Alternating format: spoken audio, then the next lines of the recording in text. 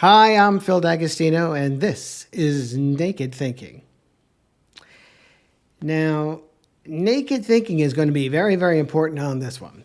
Today, we're going to be talking about the true nature of relationships of any kind, whether it's girlfriend, boyfriend, lovey, whatever it is, or if it's anybody in your world that you have an ongoing thing that you're going to call a relationship with.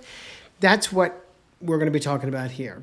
Okay? So this is going to require that you kind of take your preconceived notions, strip it down, get away from that stuff, stay off the magic carpet ride of the emotion of the moment. This is naked thinking for a reason, and it's going to require getting there. So listen with an open mind. Somebody once said his mind's so open his brain fell out. I don't want you to do that. But I want you to be open-minded and relax, okay? Because it's going to sound very different from what you may have heard in the past, okay? Ellie, could you go ahead and put on the warning sirens? That's right, I forgot. We don't have warning sirens. So these are the lights, and this is the warning. Warning, warning, warning. Got it? This means what you are about to hear might shock you. Do you get that? Are you ready to be shocked? All right. All right, now you've been warned. A lot of people look at relationships in very, very strange kinds of ways.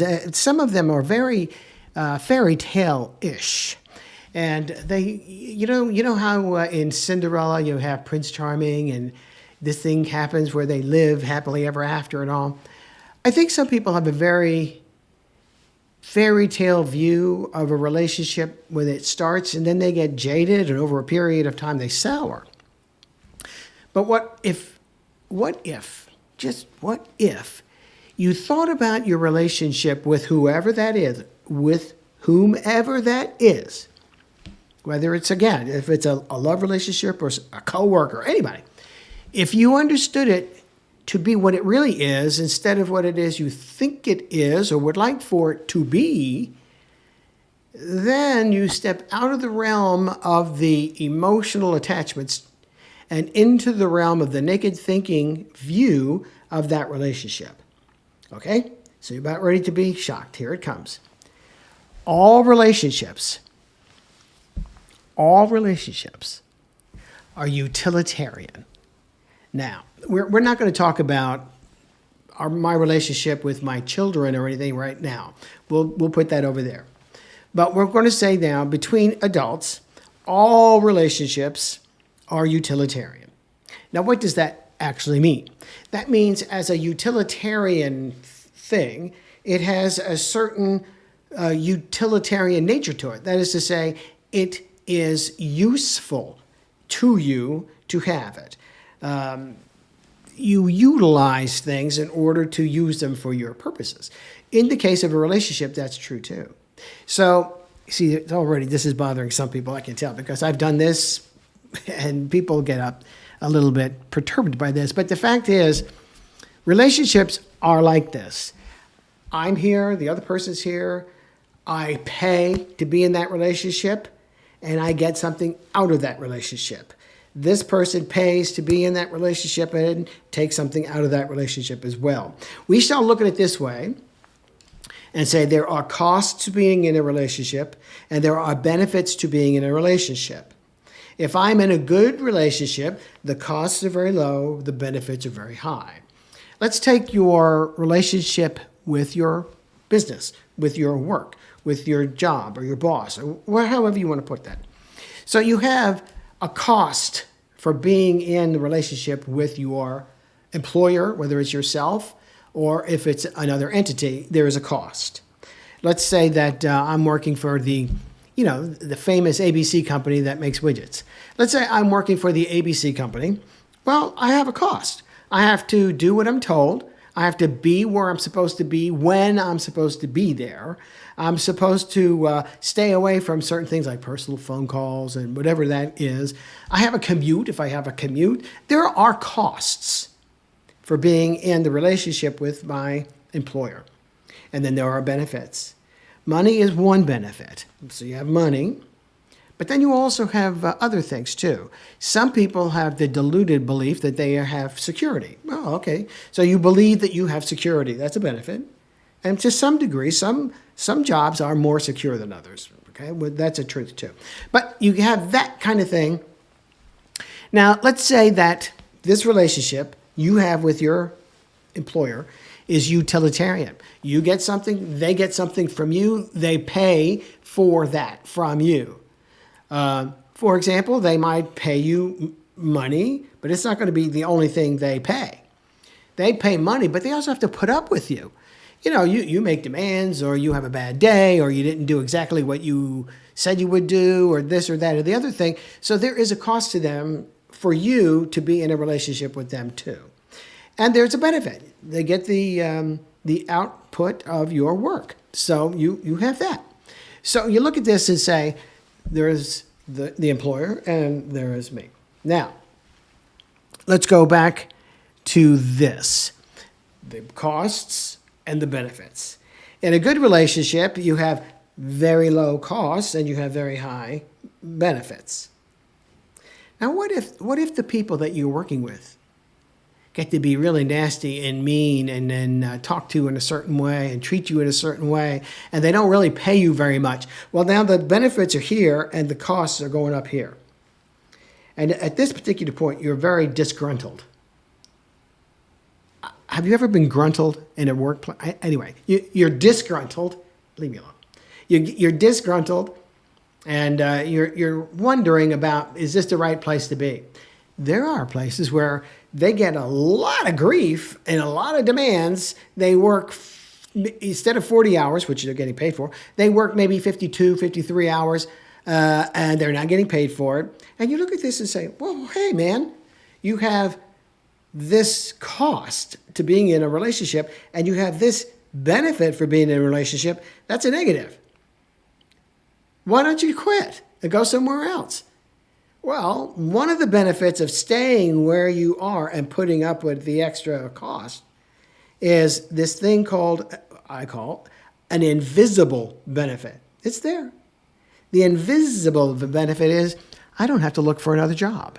I don't have to, get my resume together or CV or whatever it is and start. The old expression is knocking on doors. Of course, people don't do that anymore. But the thing, you know what I mean, cyber knocking, with these online places where you throw your resume and never hear from them again. You don't want to do that. I mean, you've had friends that have spent months, sending out one thing after another and never hearing back. And it's very distressing. So it's like, oh, I really don't want to do that. So this benefit here, putting up with this. Now, negotiation, this is the way it works. If I know that everything you want is something I have to get to you, and you don't have another place to get it, you are not negotiating. You are a beggar. You are pleading. You are a plaintiff, and you want. And if I know it, then I have all the cards. Neil Diamond wrote a song, and in that song, he says, I think it's Love on the Rocks, he says, when they know they've got you, then they've really got you. When they know they've got you, then they really got you. And see, this is what happens in a relationship, for example, with your employer. Now, as hard as it is, and this is where the warning comes up, this is true with anybody else in your life. Yes, even the ones that you love the most and you have intimate relationships with. For example, your wife or husband, girlfriend, boyfriend, even with your parents or your kids when they grow up, because we're not talking about children. All this kind of, there's a cost, there's a benefit, and let's talk about a marital relationship. One of the things that I have seen as a marriage counselor for many years is people come to me and the cost of being in a relationship with that person is very high. The benefits are very, very low, yet they stay in the relationship. They come to a counselor or a therapist for a reason. They know this is a bad balance. They don't think of it this way, but they know there's something going on. This is a bad balance. So what they want to do is figure out how to reduce the costs and increase the benefits. That's why they go to a marriage counselor, is to reduce costs, and increase the benefits of being in that relationship. That can happen given a certain set of conditions, and we're not going to talk about that in this particular episode. But the thing is, this is the nature of relationships. If a person is in a love relationship, a marriage, and you say, okay, this person over here is treating you like garbage. I mean, the costs are going very high. Maybe that person's drunk all the time or doing dope or doing something else, nasty, nasty, nasty. I've seen many like this where one spouse is just really awful and this person is paying a very high price for staying in that relationship and they get almost nothing out of that relationship. You look at this as a marriage counselor, I would never tell anybody, get out of your marriage. I never did that. I wouldn't do that. It's not my place. If your friend can tell you that. But you can see where a friend might say, what is wrong with you, man? You should get out of that. Dump that person. Go on. There's plenty of fish in the sea. Find a cliche and plug it in. And it's like, okay. But they don't. And why is that?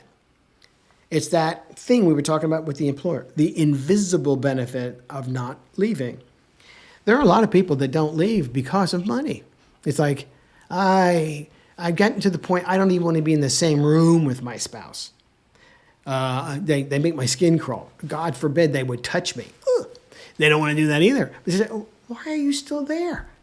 And then after a while, you begin to accumulate all these reasons people give to you. And one big one is, I don't have the money.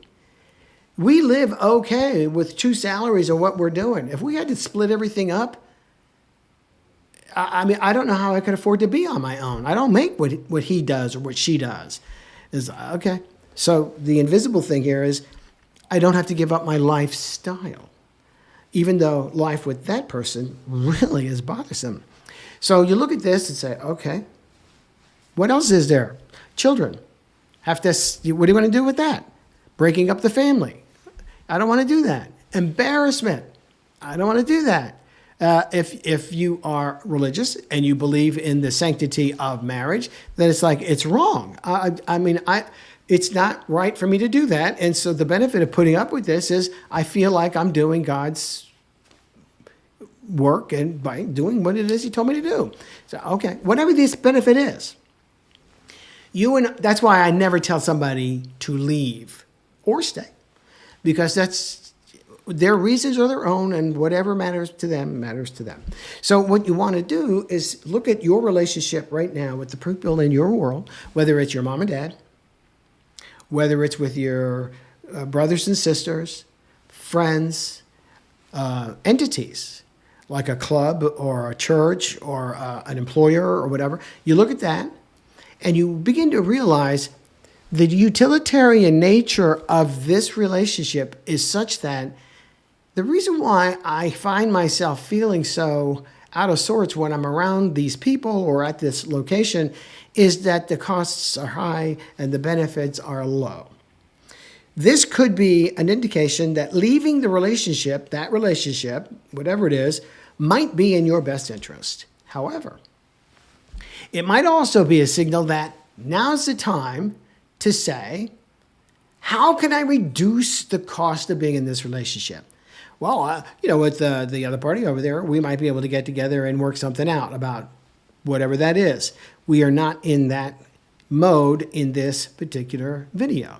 But when you start looking at any relationship, whether it's with a brother or sister or anybody else in your world, then you get an opportunity to focus on what are the costs and how can I reduce them? Why am I in this relationship at all? What am I trying to get from it? Those are the benefits. How can I increase the benefits? And how can I increase the benefits to the other party and decrease the cost to the other party so that they're happier with the relationship as well, so that the relationship is now more functional for both parties? You do that and you realize that's a lot of power. Be a naked thinker. Look at it like that, and you'll have a lot of power. Hi, it's me, Phil, again. I want to thank you for stopping by for this episode of the Naked Thinking Podcast. But before you go, If you like what you saw and you want to see more of it, don't forget to hit the like button and the subscribe button, and then pass it around to everybody you know, and even everybody you don't know, which would be everybody. So thanks again, and I'll see you next time.